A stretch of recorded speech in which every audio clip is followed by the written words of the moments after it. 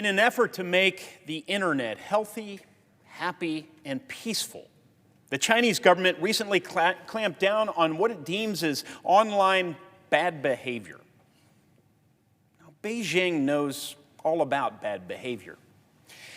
In fact, if behaving badly were an Olympic sport, China would take the gold, silver, and bronze. Speaking of the Olympics, last week the Olympic cauldron was lit in the Chinese capital by a Uyghur torchbearer. It was a spectacular opening ceremony, with thousands of participants filling the bird's nest. Its choreography was innovative, its artistry unprecedented, as China sought to portray itself to the world, not as it is, but as they want to be seen. There was an LED floor below, brilliant fireworks overhead, children danced, sang, and raised glowing doves. The theme was socially conscious and environmentally aware. The Chinese flag was passed through the hands of people representing the diversity within China. And it was raised where it billowed proudly, even though there wasn't a breeze. And not a single American government official was present. Not a single government official. You see, we sent our regrets to the Chinese Communist Party, refused to join in the Xi Jinping Games. Let a few of the reasons why we didn't appear be submitted candidly to the world.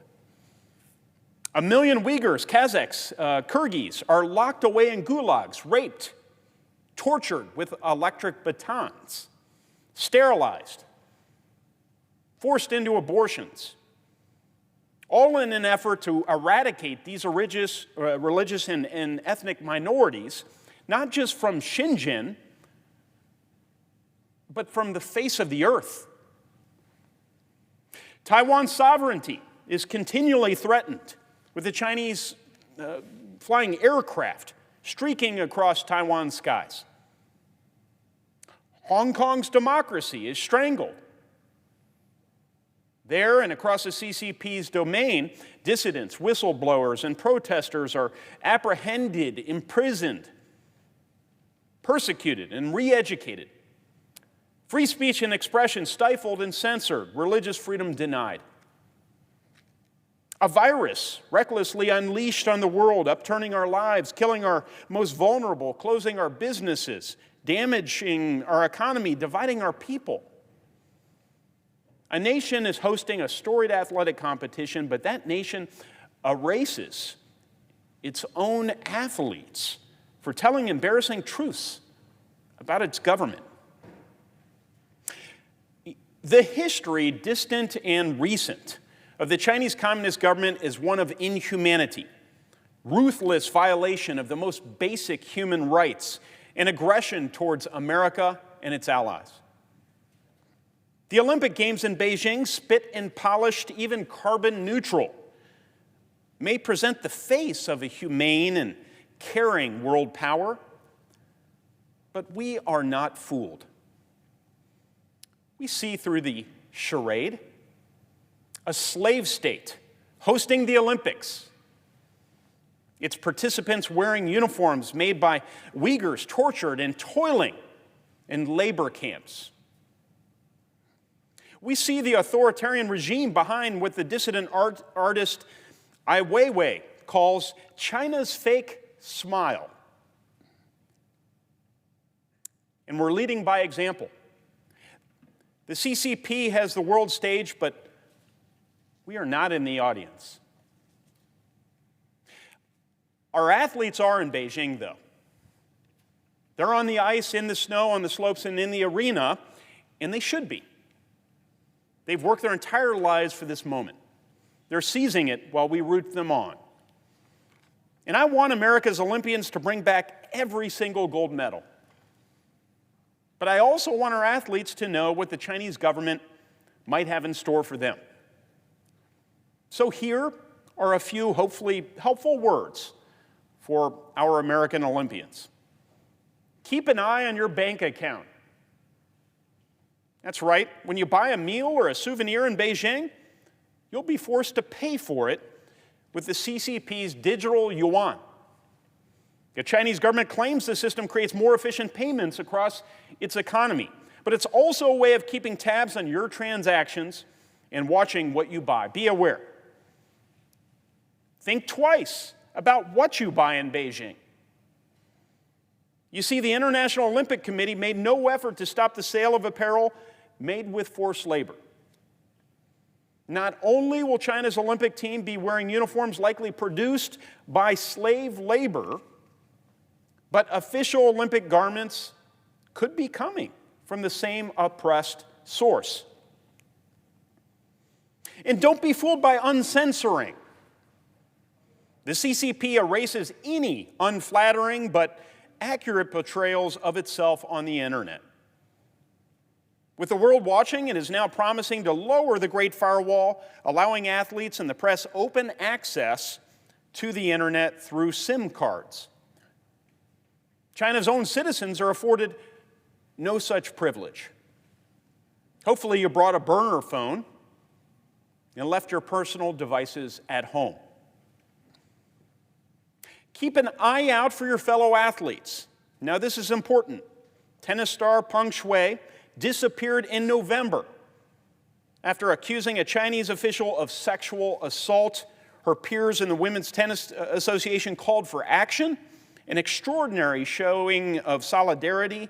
But after Peng was seen in a video, the world moved on, much to China's delight. We may never know how many Chinese athletes live under fear for their oppressive government.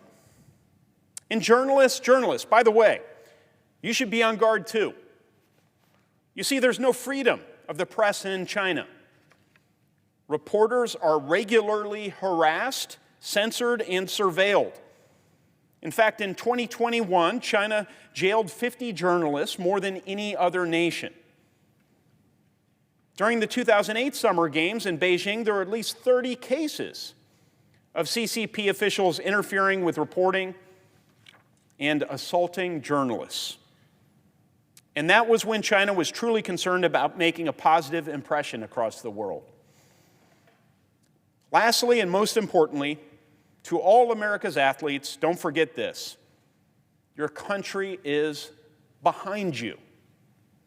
By boycotting the Olympics, our government's shining a light on the CCP's abuse of its citizens and its disregard for the rest of the world. But by competing in the Olympics, our athletes are showing what a free people from an open society are capable of. Now remember, the Olympics have long been a forum for American victory at the expense of authoritarians' pride. They were an early front in the war against fascism.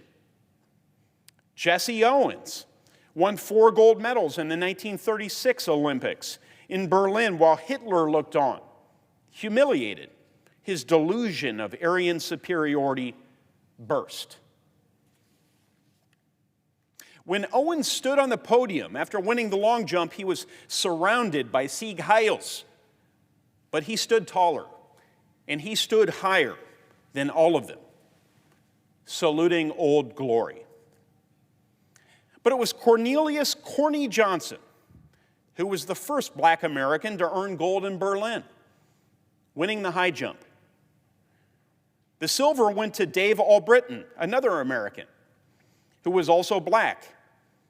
Delos Thurber, yet another American, won the bronze. Hitler refused to meet with them or to congratulate any of them. When they took the podium, all 3 offered their own protest to the dictator, the Bellamy salute, the palm-out salute of the American flag, named for Francis Bellamy, the author of the Pledge of Allegiance. The Olympics were a battleground in the Cold War as well. In 1980, the unheralded and ragtag American hockey team upset the 4-time gold medal winning Soviets. 2 days later, they defeated Finland and won the gold. Russia had just invaded Afghanistan. America's economy was in recession. The victory not only shocked the world, it lifted our nation and sunk the Soviet spirits. The Russian hockey players didn't even bother to have their silver medals engraved. They were so angry about losing to America. Now, in 2022, another act in a global power competition will take place at the Olympics. We have seen it unfold in recent days. America and the free West against the communist Chinese government. It's part of the contest that will define this century. Show the CCP that the future belongs to the free, that authoritarian governments always fail the people trapped under them. Win. Make Xi Jinping and the Chinese authorities hear the Star-Spangled Banner and see the stars and stripes again and again and again. We're cheering you on and we'll be waiting for you when you come home decorated in gold. Good luck to Team USA, and God bless America. Thank you, Mr. President. I yield the floor.